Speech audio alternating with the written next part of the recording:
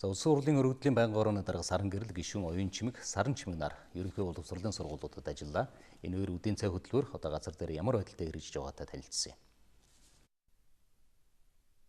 Нийслэлийн 5 дугаар сургуулийн галтгоо зориулалтын бус дээр нь халуун хоол үйлдвэрлэх орчин нөхцөл тохиромжгүй учраас мэрэгжлийн хяналтын газар хязгаарлалт тавьжээ. Тиймээс сурагчдад халуун хоолоор үйлчилгээ болсон байна. За үүнд эцэг эхчүүд гомдолтой байгаа учраас улсын хурлын өргөдлийн байнгын хороонд ханджээ. Үнэхээр орж ирэхээс төсөөлөл мэдрэгч дээ. Энд бол одоо нөхцөлийн хувьд эрүүл ахуйн нөхцөл хангахгүй байна гэдэг нь бол харагдаж байна. Гэхдээ ингээд 1600 гаруй хүүхд тохирч болохгүй. Энд бол зүгээр л зохицуултын асуудлыг хийчих ийм л байхад өнөөдөр хүртэл хийгүүл байна л та.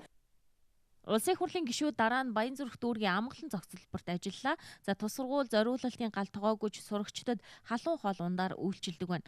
Хоолны нэр төрлийн үед баяжуулсан бантан, бууз, ногооны зутан, шүл, халуун арц, жацарган зэрэг амин дэм илчлэгтэй хоол унд сурагчдаа өгөхийг хичээдэг тухайга тус сургуулийн удирдлага ярьж байсан.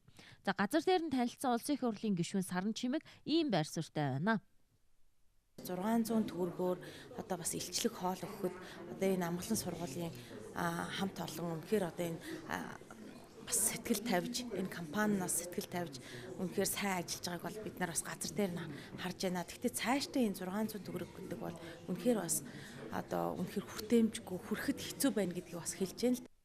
Үдийн цай хөтөлбөрт 1-ээс 5 дугаар ангийн 270 мянган гаруй сурагч хамрагдаж байна.